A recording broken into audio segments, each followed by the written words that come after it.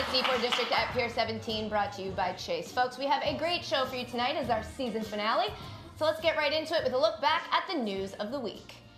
Yoenis Cespedes suffered a broken ankle on his ranch doing a non-baseball related activity, but the Mets have insisted that he did not fall off a horse. Everyone knows the only non-baseball related activity a Met should be doing is playing for the Mets. Ben Roethlisberger discussed his falling out with Antonio Brown and said, quote, "AB made me who I am," which is by far the meanest thing Big Ben could ever say about a person. During an appearance on First Take, Magic Johnson said he resigned as president of the Lakers because of all the backstabbing and whispering. He felt comfortable on that show because of all the disrespect right to your face and yelling. The Warriors swept the Blazers out of the Western Conference Finals to reach the NBA Finals for the 5th straight season. And if we've learned anything lately, it's that these 5 great seasons will now be followed by 3 terrible ones. Damian Lillard is expected to sign a 4-year, $191 million extension with the Blazers this summer. And just like losing to the Warriors in the playoffs, all that money is guaranteed. I wanted them to win, it's just true. The city of Dallas is planning to change the name of a street near the Mavericks Arena to Nowitzki Way. The only person able to drive on it will be Tim Duncan. Pete Carroll said the NFL should get rid of instant replay or decrease how often it is used. Because it's like the play happened, you know? It's over. In the past, no need to keep reliving it over and over and over, he said, choking back tears. Tom Brady tweeted that if Jeopardy champ James Halsauer lost, he would eat a strawberry live on Instagram. Is that a euphemism? Carson Wentz is participating fully in Eagles OTAs and has, quote, no limitations, other than his wide receivers. And lastly, are you guys Eagles fans? And lastly, a minor league play-by-play guy found himself more involved in the game than usual last week, and he did not miss a beat. The 1-1. Cardullo swings and fouls it off towards the broadcast booth, and I make the catch on the foul ball. I am very proud of myself. I hope somebody got video of that as I caught it on the fly. And it's a 1-2 count. Boy, am I impressive. Love it. It's also what I say at the end of every single show. Moving on. I was just kidding. Moving on. You may have seen a story recently about a controversy surrounding next week's Europa League final between Chelsea and Arsenal in Baku, Azerbaijan. Or more likely, you recognize that those were words I just said, but they mean nothing to you in the order I've arranged them. To catch you up, Henrik Mkhitaryan is an Armenian international who plays for Arsenal. Politically, Armenia and Azerbaijan do not get along due to an ongoing conflict over a territory that both countries consider to be theirs. So, ever since the teams for the finals were decided, there have been questions about whether or not Mkhitaryan will be able to go. And this week, we got our answer. Henrik Mkhitaryan is set to miss the Europa League final against Chelsea after he and Arsenal took the decision that he would not travel due to safety concerns with the final being played out in Baku in Azerbaijan. He had this to say after the decision was taken. Of course, he's a former winner with Manchester United of the Europa League. He said, "It's the kind of game that doesn't come along very often for us players, and I must admit, it hurts me a lot to miss it. I will be cheering my teammates on. Let's bring it home." Yeah, Azerbaijan, of course, has maintained that Mkhitaryan's presence within their country is not an issue. They claim to have provided all necessary guarantees required by UEFA, the Union of European Football Associations, to ensure Mickey's personal safety. Back on May 10th, a spokeswoman from the Foreign Ministry told the AP, quote, "Many major sports events have been hosted in Azerbaijan, and Armenian athletes have taken part in them. Sports and politics are separate." We get it, lady. You want a job here.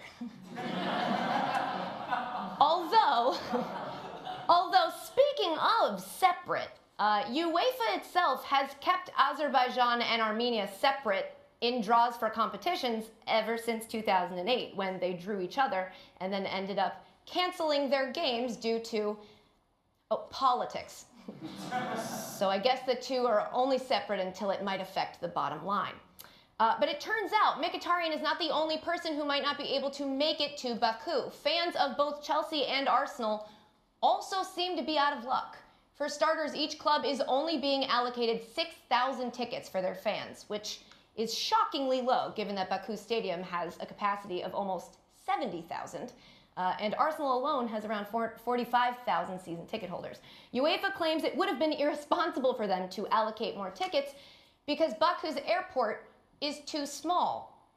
It can only accommodate about 15,000 passengers a day. To put that in perspective, Heathrow has about 213,000 a day. And you know, I found that out with a quick Google search. It's a shame that UEFA didn't have time to run one of those before giving the city the Europa League final. Also of note, there are no direct flights between those two airports the week of the game. Fans could take public transportation, but according to the BBC, that trip would take 4 to 5 days with 11 transfers through 7 different countries. For the New Yorkers here, it's basically like trying to get to MetLife Stadium from Midtown. UEFA's choice of Azerbaijan for the final feels like a big mistake and an even bigger middle finger in the face of the fans that support their product year in and year out. And that seems to be a concerning trend in sports, particularly in the world of international soccer. There are even issues with this year's Champions League final in Madrid. Since the two teams, Liverpool and Tottenham, had been decided, airfares from the UK have gone up as much as 840%. Whew.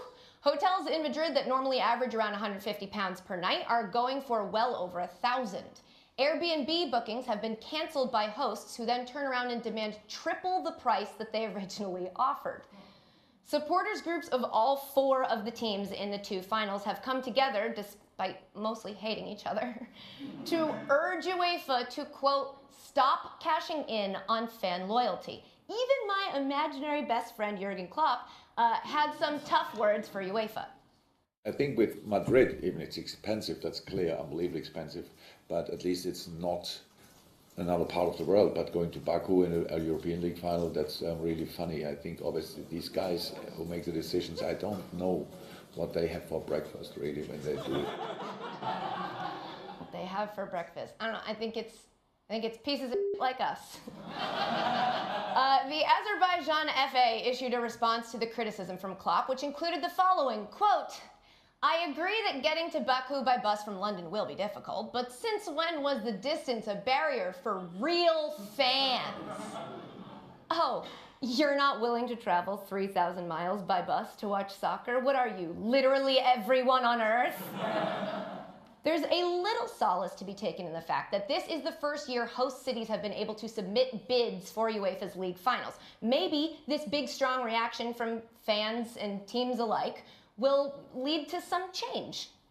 But I would not hold my breath. Do you think in the future UEFA will have to look at how they make these decisions for new stadia to be approved? UEFA, you give them. They do what they want. UEFA, the Veruca Salt of sports governing bodies. And if UEFA is Veruca Salt, then I guess FIFA would be every girl on my super sweet 16. FIFA, of course, as you know, is soccer's international governing body and also the only video game that it's socially acceptable to say that you play all the time. They are also in charge of the Women's World Cup, which kicks off next month in France. Woo! And thank you. And if you're hoping that they would be treating those fans a lot better, I have bad news.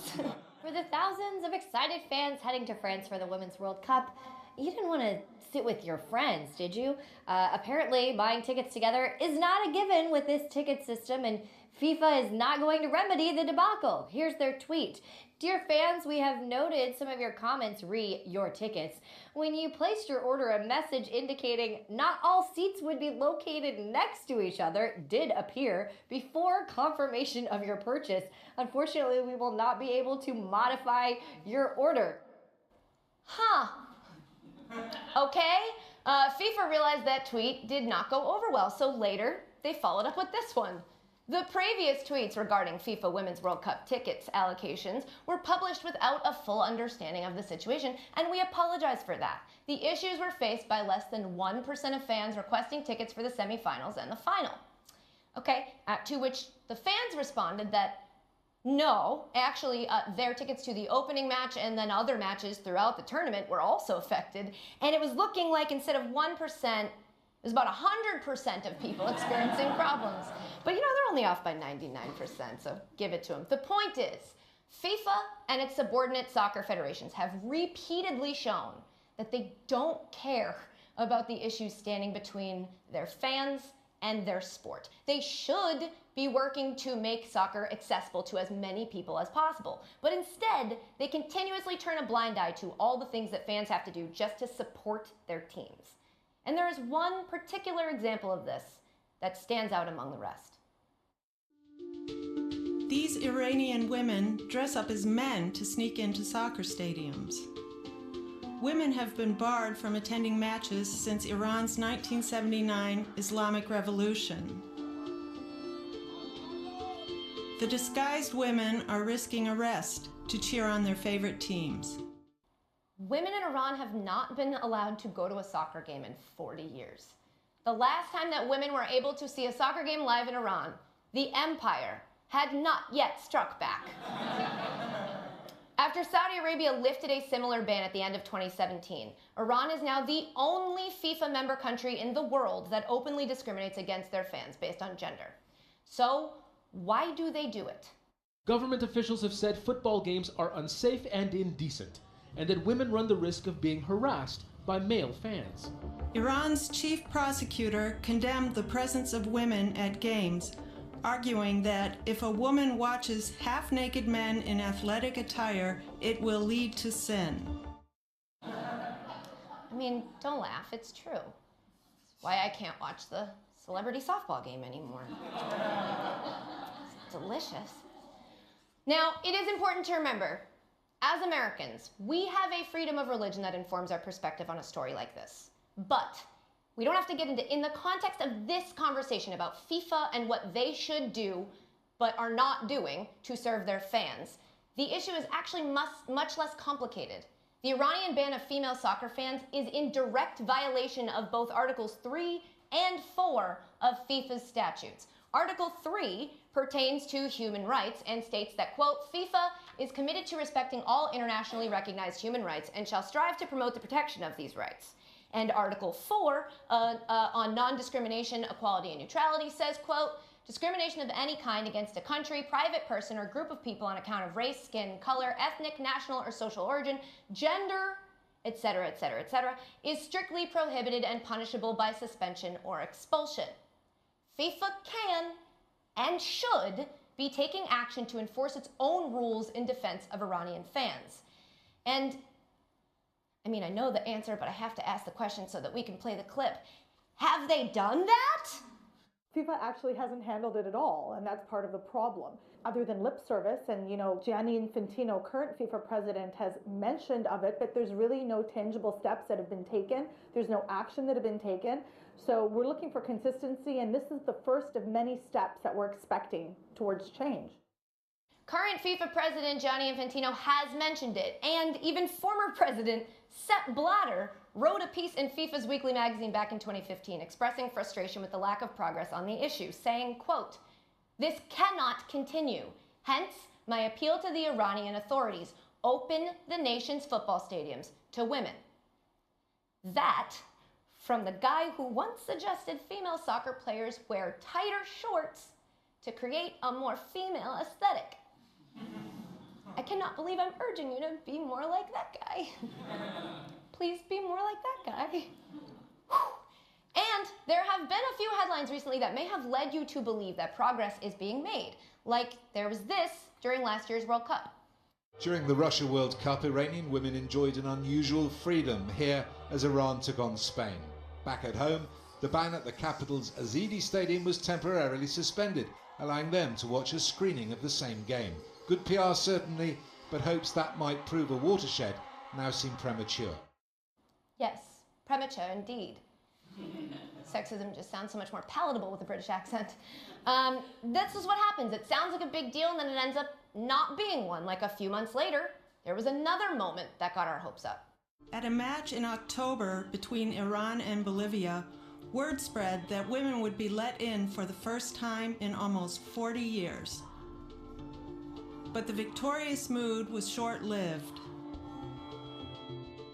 دربه ورزشگاه آزادی متاسفانه نمیذارم ما داخل شیم. خونه یه سری از ما رنگین‌تره. Authorities handpicked a group of just 100 women to let in, including relatives of national team players and female soccer players. Okay. That same thing happened again the next month when Persepolis played in the Asian Champions League final. And look, these baby steps aren't nothing, but they are not a solution, especially when taken alongside this little tidbit from a video published that very same month, November of 2018.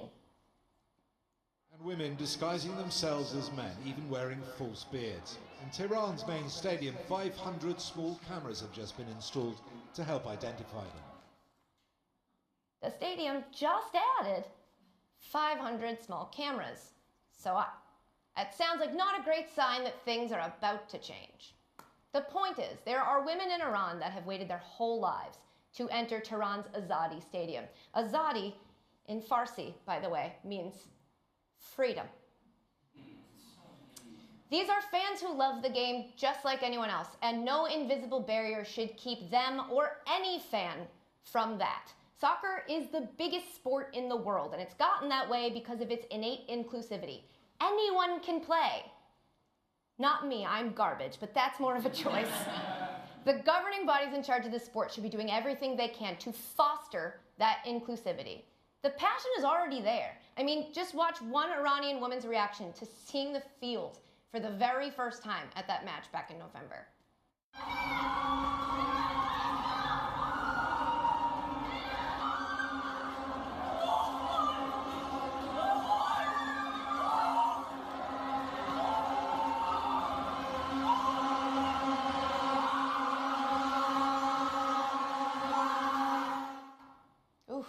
Emotional. Can you imagine how excited you must be to actually run towards the sound of a vuvuzela? That's insane. Every fan should get to experience that moment.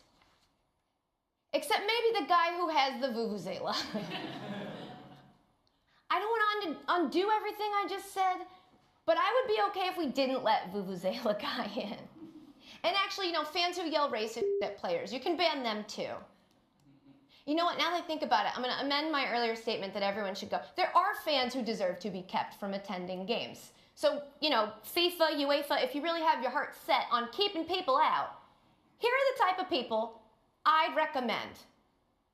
Let's ban people who throw things. You shouldn't throw smoke bombs in the field. You shouldn't throw road flares at players. And you shouldn't throw beer cans either, even if it's to try to extinguish the smoke bombs and or road flares you threw earlier. You can ban people who still think it's funny to run on the field or the court, just so that they can get speared by a security guard before going to jail. Or worse, the guy who tried to run in the field but failed and then has to explain to his cellmate why he's in jail for attempted running. You can totally ban adults that steal baseballs from kids. A baseball is like $3 at Walmart. There are less embarrassing ways to admit you can't get one. Do you use the fact that an athlete is technically at work as an excuse to be disgustingly rude? You're banned. Do you wear a button-down shirt underneath a jersey? Banned. Are you Drake? You're banned. My point is there are plenty of people worth keeping out of your sporting events, but everyone else, let them in.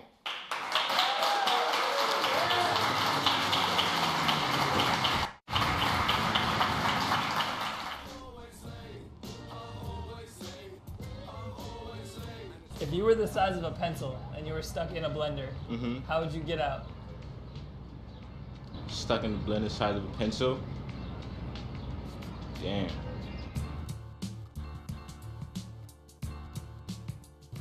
The pencil's completely super thin and same. Okay. I'd do the hula hoop dance. I'll probably die. A baseball bat and a baseball cost $1.10. the bat costs $1 more than the ball. How much does the ball cost? 10 cents. It's actually 5 cents. Okay. Okay. Then together are 110, right? Yeah. Yeah. It's 110 total. Yeah. If the bat by itself is $1? $1 more than the ball. $1 more than the ball, so What would the janitor at your high school say about you if we asked him today? He doesn't know who I am. I don't know, man. That's hard. So yeah, it should be 10 cents. I feel like it's a trick question. Is that your answer?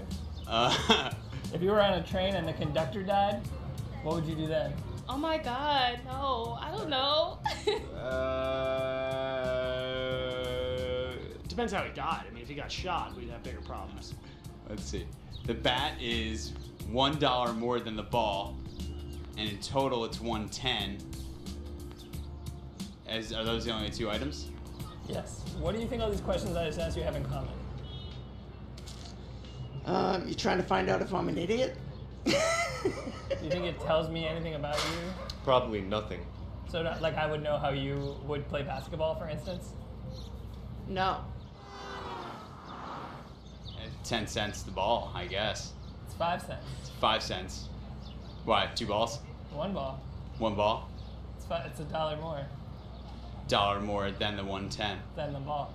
Than the ball. 5 cents, $1.05 equals. Oh, $1.05. Okay, gotcha. Man, I really thought he was gonna get it, and then he didn't get it.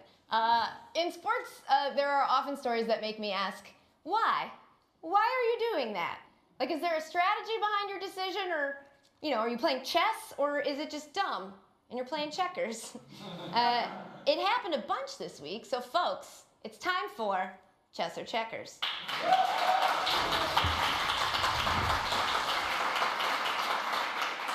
All right, first up, it's been more than 40 years since the Buffalo Bill wore number 32, mostly because the last person was O.J. Simpson. But the number 32, back in rotation after newly signed running back Sonoris Perry claimed it ahead of team workouts. Perry says that he initially thought the jersey was retired, but was surprised to learn that it never actually was. And when he asked for the number, Perry says he met no resistance from team officials or OJ himself, which is good. That's a good thing. At first glance, wearing OJ Simpson's number seems like checkers because, hello, he did a double murder allegedly.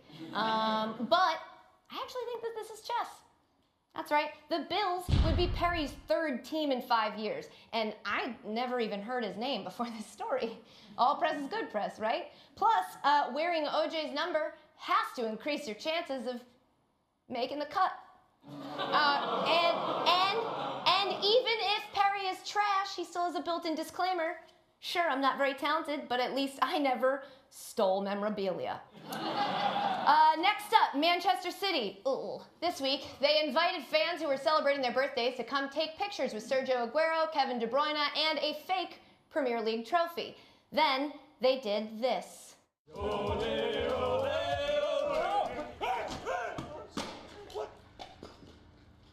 What's he done?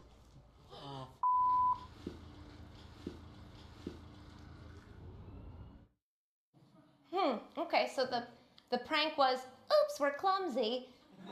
Yeah, I'm gonna go ahead and call this checkers. First of all, if you really want to scar these people emotionally, you have to let them drop the trophy. Second of all, I'm sure these fans actually remember last year when you did knock over the Premier League trophy.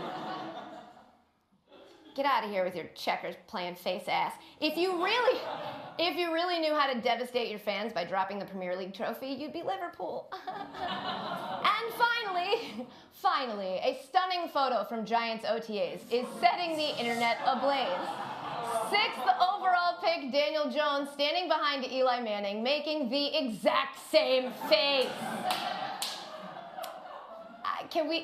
Let's just save time and just stamp it with checkers and then call it a day. Good checkers. Thank you. I mean, Eli hasn't even been allowed to play chess since he ate the pieces as a kid. And by as a kid, I mean last year he thought they were candy. That's it for Chess and Checkers!